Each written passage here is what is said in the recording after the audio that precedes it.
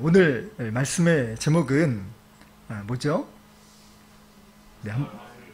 오늘 말씀의 제목은 감사할 확률이라는 말씀의 제목으로 은혜의 말씀을 나누기 원합니다.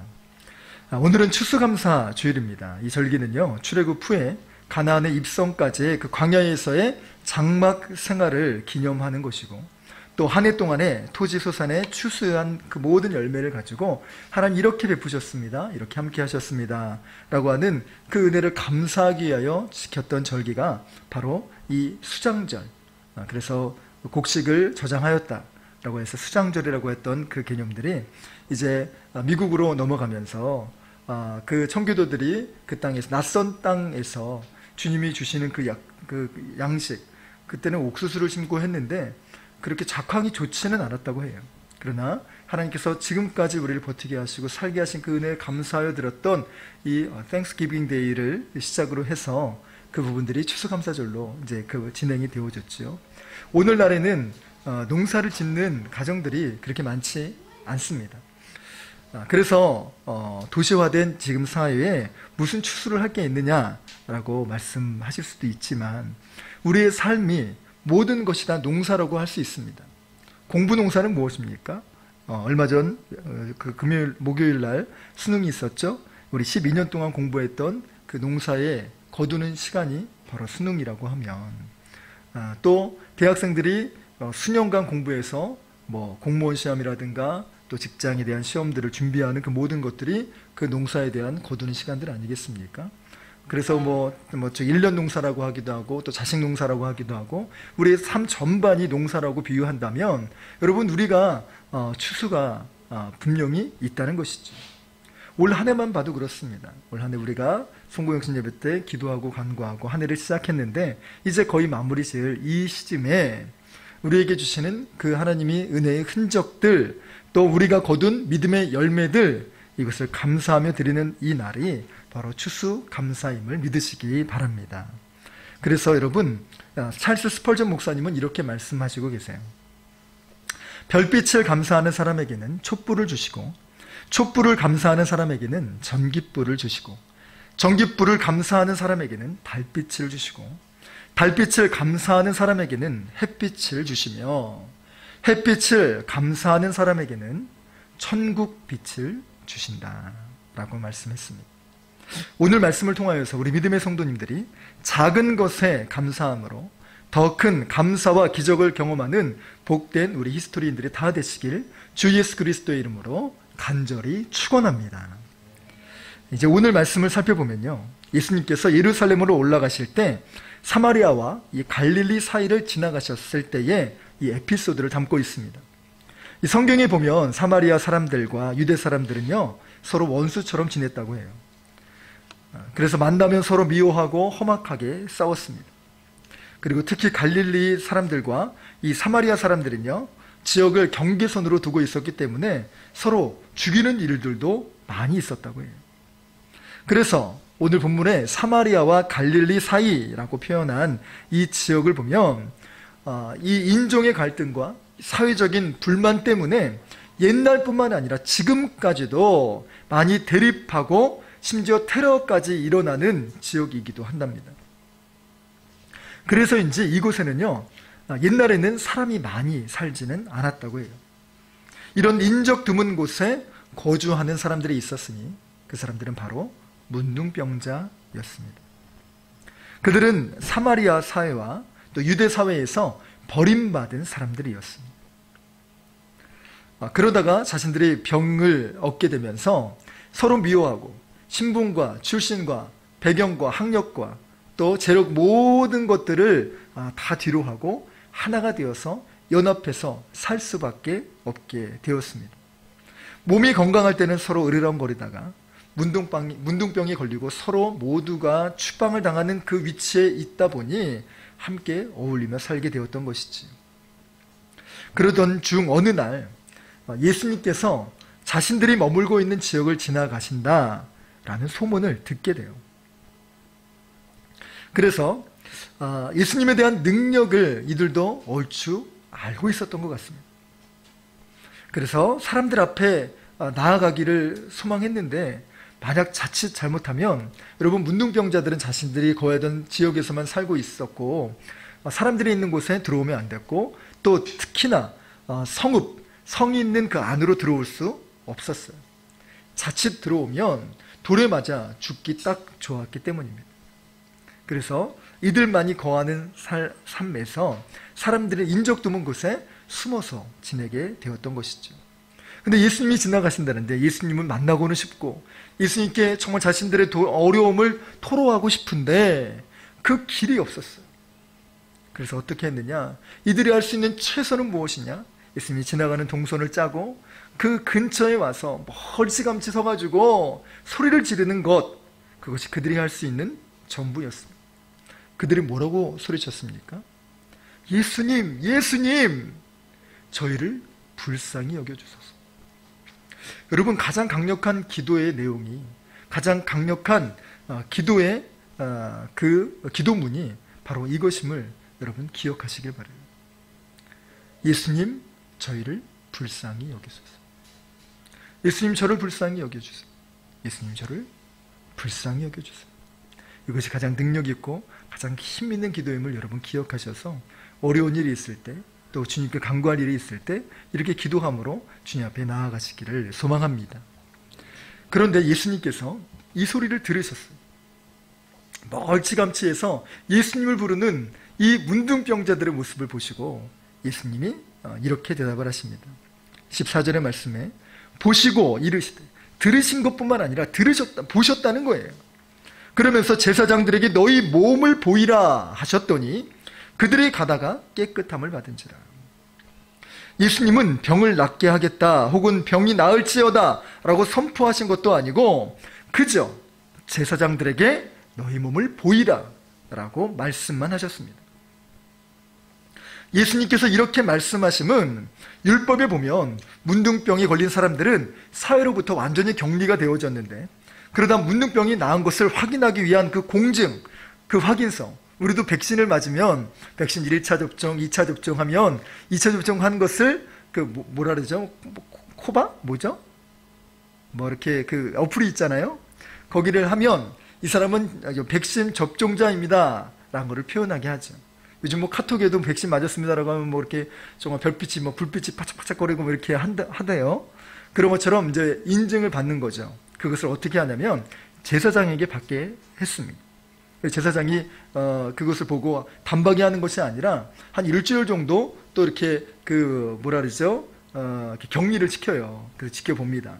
그러고 나서도 진짜 나았구나, 그리고 오목한 게 없구나 라는 것을 확인하고 나면 땅땅땅, 이 사람은 남을 입었습니다, 이제 사회로 돌아가셔도 좋습니다 라고 하는 것을 제사장이 해줘요.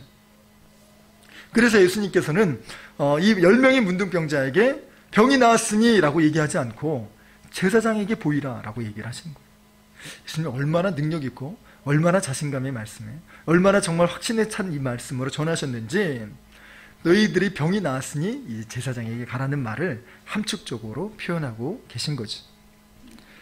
그런데 여러분, 문제는 이 문둥병이라는 것이 쉽게 낫지 않는다는 것이에요. 현대의학으로는 이게 불치병은 아니라고 해요. 나을 수 없는 병은 아니라는 거죠. 그러나 난치병이라고 합니다. 어렵다는 거예요. 회복되기가 오늘날의 의술로도 이것이 여러분 상당히 어렵습니다. 그런데 이것이 옛날의 의술과 옛날의 상황 가운데 이 병이 한꺼번에 낫는다?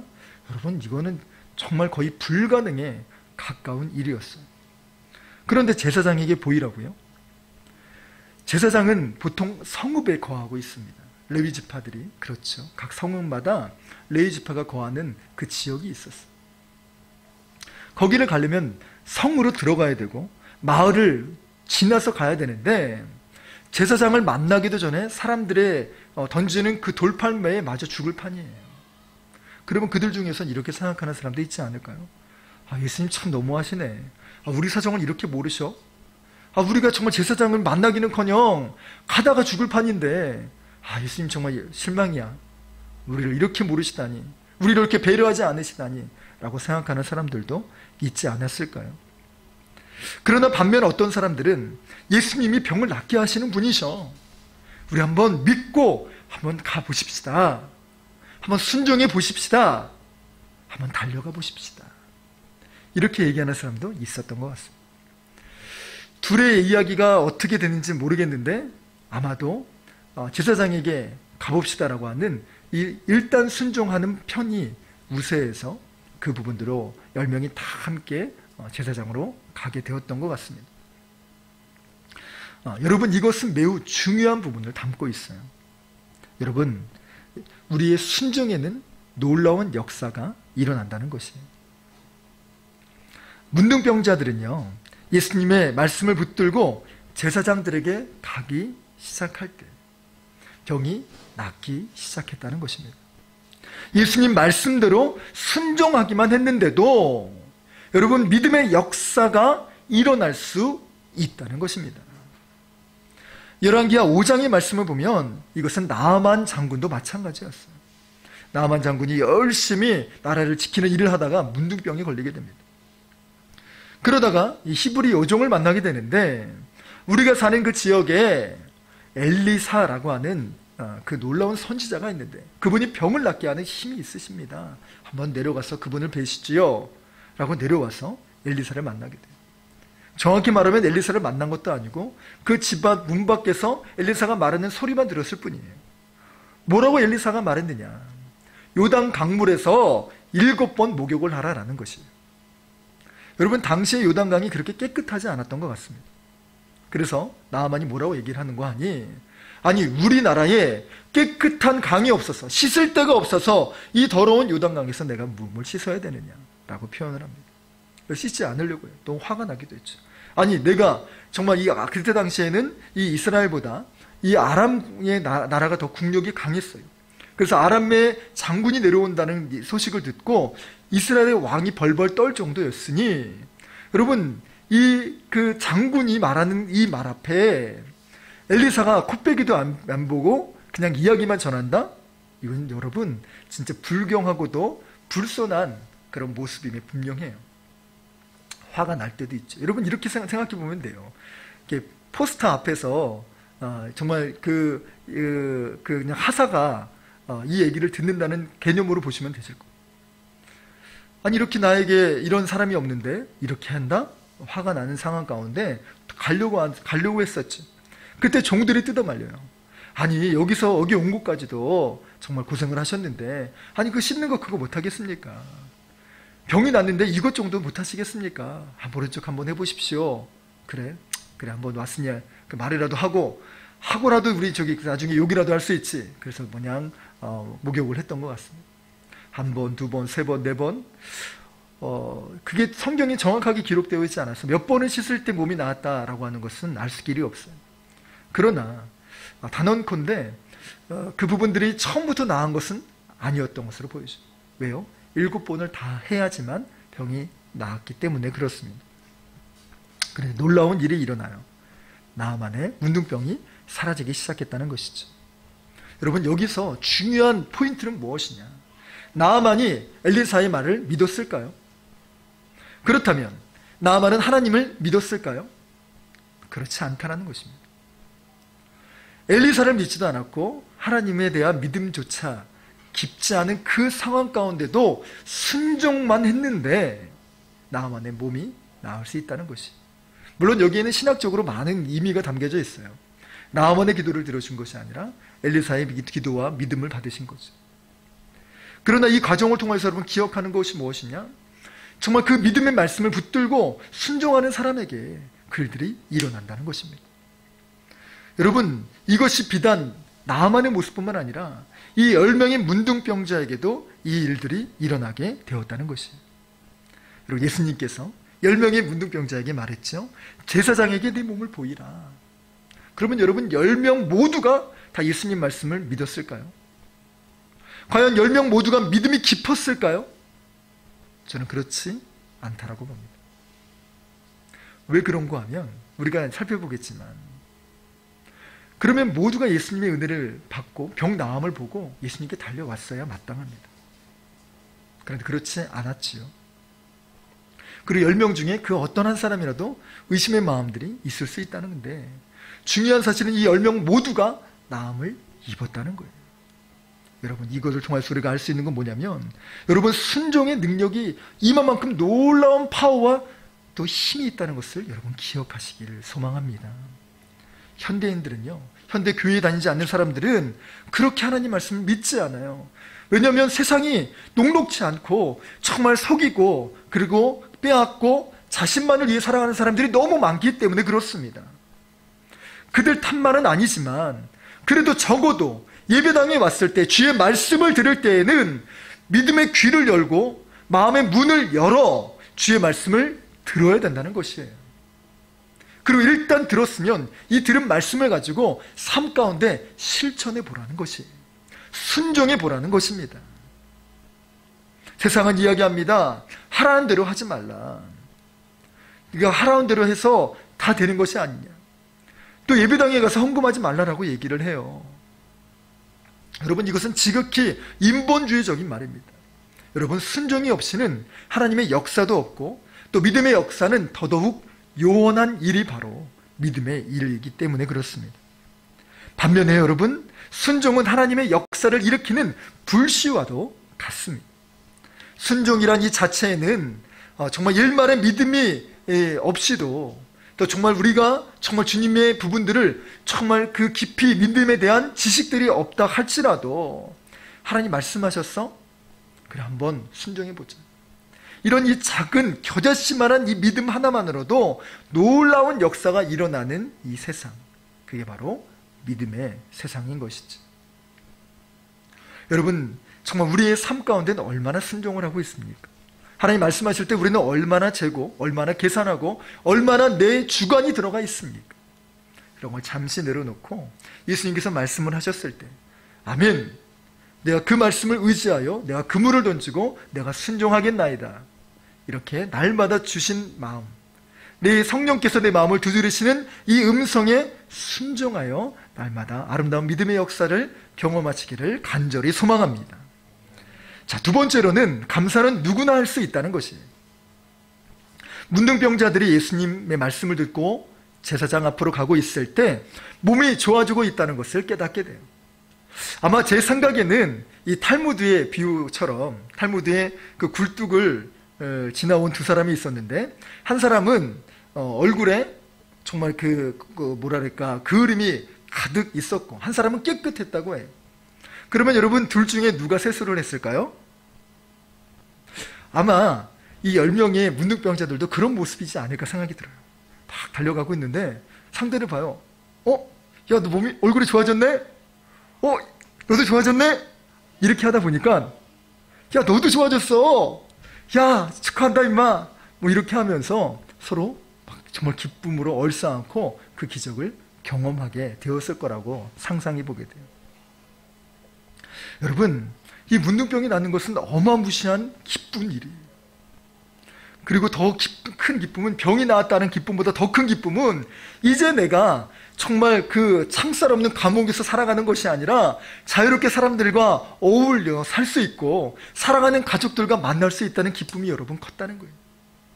문둥병에 걸리면 일평생 가족을 얼굴을 대면하지 못하고 죽는 사람들도 허다했습니다. 그래서 아픔도 아픔이지만 외로움에 죽어가는 병이 바로 이 문둥병이라는 것이죠.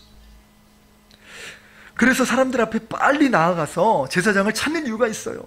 빨리 제사장에게 인정을 받아서 병이 나았습니다, 땅땅땅. 그리고 이제 식구들에게 돌아가서 마음껏 정말 즐기고 하고 싶었던 것 하고. 여러분, 군대에서 있었던 사람이 휴가 나오면 제일 하고 싶은 거 있다고 하잖아요. 라면 끓여 먹고 싶고 짜장면 먹고 싶고 그리고 피자 시켜 먹고, 이거 그렇게 하고 싶다고 하지 않아요. 아마 문둥병자들도 그렇게 창살 없는 감옥에 살다가 나와서 하고 싶은 것, 먹고 싶은 것, 보고 싶은 것이 얼마나 많았겠습니까? 정말 기뻐서 마을을 향하여 더 빨리 달려갔을 거예요. 그런데 모든 사람들이 마을로 향해 갔을 때 잠시 걸음을 멈추고 역주행한 한 사람이 있었습니다. 여러분, 이것이 바로 믿음의 사람의 모습이 아닐까 싶어요. 세상 사람들이 다 그렇게 가니까 따라가는, 묻어가는 그런 사람이 아니라 그 가운데 깨어있는 사람, 그 가운데 정말 믿음으로 말씀으로 살아가는 그 사람이 세상의 분위기에 취해 살아가는 것이 아니라 때로는 역주행해서 올 수 있는 이 사람, 이게 바로 저는 믿음의 사람이라고 생각합니다. 15절의 말씀을 보니까 이 역주행한 그 사람은 예수님께 돌아와 무릎을 꿇고 자기가 낳은 것을 보고 큰 소리로 하나님께 영광을 돌렸다라고 성경은 기록합니다. 여러분, 이것이 바로 감사하는 사람의 모습입니다. 하나님의 역사, 믿음의 능력을 경험한 사람이라고 하면 내가 가던 길도 멈추는 사람입니다. 하던 것도 멈추는 사람입니다. 그리고 세상을 향해 가는 것이 아니라 일단 멈추고 내가 하던 일이 꼭 해야 되는 일이 있음에도 불구하고 예수님께 돌아올 줄 아는 사람이에요. 그런데 이 사람이 누구냐? 바로 사마리아 사람이라고 합니다. 유대인들이 바라보는 이 사마리아 사람들은요, 변절자요, 또 그 종교 혼합주의를 살아가는 사람이라 순결하지 못하고 생각해요. 그래서 유대인들은 이 사람들을 무시하고 경멸하기까지 합니다. 그런데 이 사람이 하나님의 은혜에 제일 먼저 깨닫고 제일 먼저 멈추고 제일 먼저 달려온, 그리고 유일한 사람이었다는 것입니다. 여러분, 진정한 감사는 누구나 할 수 있다는 것입니다. 유대인들만 감사하는 것이 아니라 사마리아인들도 감사할 수 있고, 또 정말 교회를 오래 다닌 사람만 감사하는 것이 아니라 교회를 처음 나온 사람도 감사할 수 있고, 나이가 지긋하게 든 사람만이 아니라 나이가 어린 사람들까지도 주님께 감사할 수 있다는 것입니다. 여러분, 어떤 사람이 감사하겠습니까? 하나님의 은혜를 깨달은 사람, 하나님 내게 많은 것을 주셨구나라고 이것을 느끼는 사람이 감사할 수 있다는 것입니다. 이 말은 다른 말로 감사에는 예외가 없다는 것입니다. 우리 믿음의 성도님들도 하나님의 행하신 이 일들이 있으시다면 그것에 진정 감사하고 주께 영광 올려드리는 복된 성도님들이 되시기를 소망합니다. 마지막으로 세 번째는 예수님은 문둥병이 낫고 예수님께 돌아와 감사하는 이 사마리아 사람들을 보며 사마리아 이 사람을 보며 이야기하신 것이 있어요. 그것은, 그래, 너 정말 잘했다, 너 잘 돌아왔다, 너 앞으로도 잘 살기를 원하노라 라고 말씀을 전하신 것이 아니라, 예수님이 그 사람을 보고 했던 이 첫마디는 무엇이냐? 깨끗함을 입은 사람이 9인데, 깨끗함을 입은 사람이 10인데 나머지 9은 어디 있느냐? 라고 물으셨다는 것이.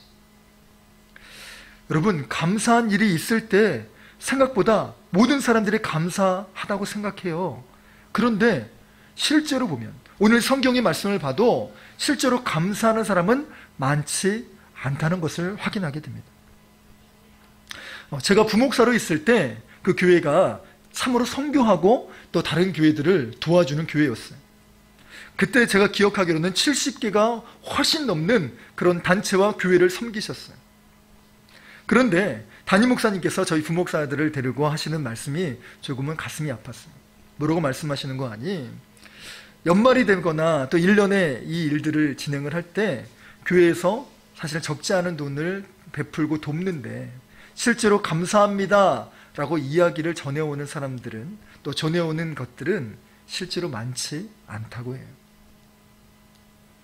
제가 기억하기로도 10손가락 안에 들었다고 얘기를 기억하고 있습니다.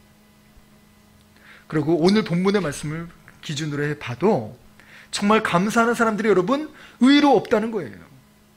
성경 본문과 또 그 내용들, 제가 부목사로 있었을 때 진짜 감사하는 사람들의 퍼센트를 보게 되면 정말 10% 안팎에 거하고 있다는 사실들을 확인하게 됐습니다. 여러분, 문둥병이 고쳐지는 일은요 참으로 어렵고 힘든 일이에요. 여기서 낫는 것은 여러분 정말 기쁜 일임에 분명합니다. 그런데 여러분, 정말 이 자신들이 달려가야 되고 자신들의 감사를 표현해야 되는 이 우선순위가 어디에 있는가를 오늘 말씀을 통하여 진정한 감사에 대해서 우리는 깨달을 수 있습니다. 그들에게 있어서 최우선의 감사의 순위는 제사장에게 가서 너 병이 나았어 라고 하면 어떻게 얘기했습니까? 두 손을 잡지 않겠어요? 제사장님 감사해요. 제사장님 감사해요.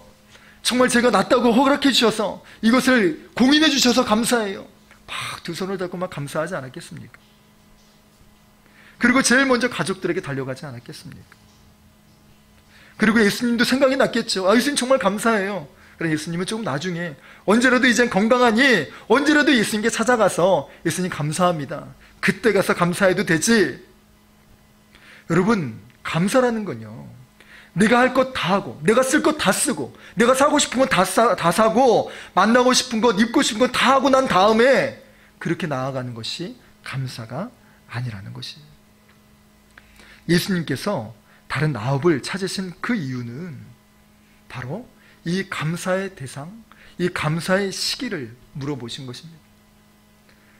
예수님께서 우리에게 나머지 9은 어디 있느냐 라고 물으실 때에 우리는 뭐라고 대답하겠습니까? 이 말인즉 너는 감사할 일이 생기면 누구에게 제일 먼저 감사하느냐, 또 언제 감사하느냐, 나에게 제일 먼저 감사하고 나를 제일 먼저 떠올리느냐, 그리고 제일 먼저 달려와 기도하느냐. 여러분, 제가 청년 때 하나님이 주시는 놀라운 은혜를 경험하고 감사해서 정말 그때 제가 공강이었거든요. 그래서 그때 참으로 일찍 끝났던 것 같아요. 1시 정도에 수업이 끝났을 때 밥을 먹고 또 이제 그 만남 교제를 하고 한 2시 정도에 버스를 타고 3시 정도에 교회를 왔던 것 같아요. 왜 들어왔냐? 하나님 주시는 은혜 너무 감사해서 그 차오르는 눈물을 사람들에게 보이지 아니하고 하나님께 제일 먼저 보고 싶어서 정말 버스 타는 그것에서 울음이 왈칵왈칵 정말 차오르는 그 순간에서도 꾹꾹 눌러 담고 예배당에 와서 그렇게 엎드려서 주님께 펑펑 울며 감사의 고백을 드렸던 것이 있습니다. 여러분, 저처럼 그렇게 정말 꼭 예배당에 와서 감사하라는 말씀은 아니더라도 여러분, 제일 먼저 하나님께 감사한 일이 생기면 화장실에 가서라도, 아니면 잠깐 옥상에 올라가서라도, 아니면 잠깐 시간을 두고 차 안에서라도 하나님 정말 감사합니다 라고 우리 예수 그리스도를 제일 먼저 떠올려서 감사의 기도를 드릴 줄 아는 우리의 모습이 되기를 소망합니다. 또 예수님께서 말씀하신 이 나머지 9은 어디 있느냐라고 말씀하신 이것이 사람이 아니라 내게 주신 하나님의 은혜, 내게 주신 하나님의 행하신 일, 이것이라고 한다면, 그래서 내가 너에게 10가지를 해주었는데 너는 얼마나 감사하느냐, 나머지 9은 어디 있느냐라고 물으신다면 우리는 뭐라고 대답하겠습니까?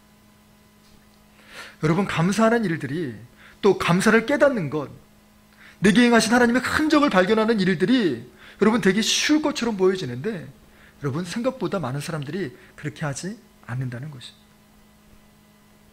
그래서 어떤 마을에 이런 마을이 있었어요. 온천과 냉천이 함께 솟아내는 신기한 이 천이 있었습니다. 한쪽에서는 부글부글 끌어올리는 이 소리로 온천에서 몸을 데피고 물을 떠가고, 그 옆에서는 얼음같이 차가운 냉수가 있어서 그것에서 빨랫감을 가지고 빨래를 하는 사람은 한쪽에서 빨래를 삶고 한쪽에서 그 냉수에서 물을 헹구는, 그래서 모든 것들이 참 좋아하는 그런 그 온천이 있었다는 것이죠. 이 모습을 많은 사람들이 관광객이 놀러 왔다고 해요. 그래서 한 사람이 이렇게 물었답니다. 안내하는 가이드에게. 여기 있는 사람들은 참 좋겠어요. 찬물과 더운 물이 한꺼번에 나오니 마음대로 쓸 수 있어서 좋겠습니다. 이 마을 사람들은 하나님께 감사하는 일들이 많겠죠? 라고 얘기했을 때 이 가이드가 이야기합니다. 웬걸요? 천만에요. 이 마을 사람들은 불평하는 마음이 더 큽니다. 아니, 왜 불평을 해요? 아니, 뜨거운 물과 찬물이 나오는데, 이런 데가 어디 있어요? 멀리 가지도 않고 좋잖아요. 그렇게 얘기했을 때 이들이 이렇게 얘기했다고 해요. 더운 물과 찬물이 나오는 것은 좋은데 이들은 빨래비누가 없다고 불평을 합니다. 여러분, 우리도 때론 이럴 때가 있지 않습니까? 하나님께서는 우리에게 많은 것을 주셨어요. 좋은 것을 주셨습니다. 그런데 하나님 보실 때는 정말 좋은 것인데 내가 볼 때는 좋지 않다고 생각해서 때로는 불평하기도 하고, 하나님의 뜻과 깊으신 그 지혜를 알지 못하여 하나님을 정말 볼멘 소리로 말할 때도 있을 수 있습니다. 그럴 때 우리는 얼마나 하나님께 감사합니까? 지금 이것이 우리에게 복이 되는 일임에도 불구하고 복임을 깨닫지 못하는 이 일들 때문에 때로는 우리는 하나님이 행하신 일들 중에 나의 감사할 확률은 얼마나 되십니까? 하나님이 10가지를 주셨을 때 그 10가지의 가운데 내가 감사할 확률은 몇 가지가 있습니까?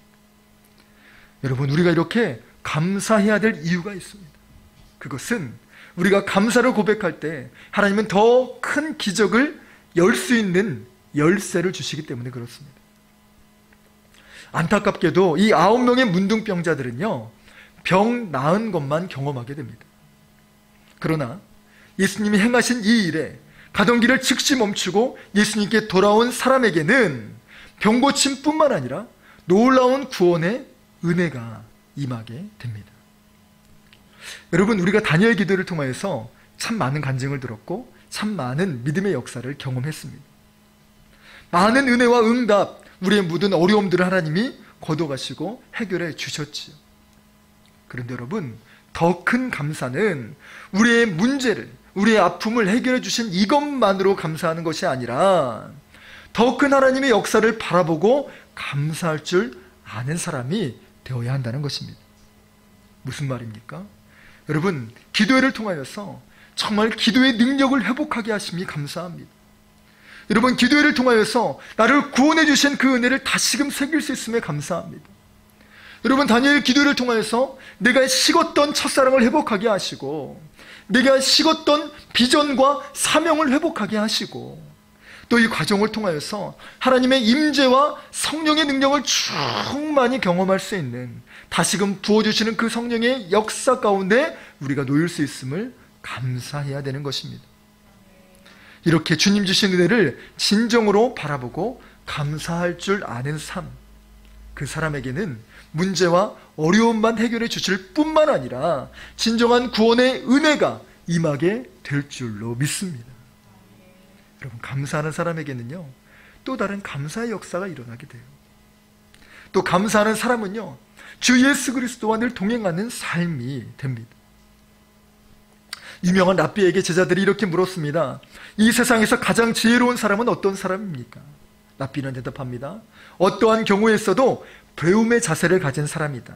그 사람이 지혜로운 사람이다. 제자들은 또 묻습니다. 그럼 이 세상에서 제일 강한 사람은 누구입니까? 랍비는 대답합니다. 자신과의 싸움에서 이기는 사람이 가장 강한 사람이다. 또 제자들은 묻습니다. 그럼 스승님, 이 세상에서 가장 행복한 사람은 어떤 사람입니까?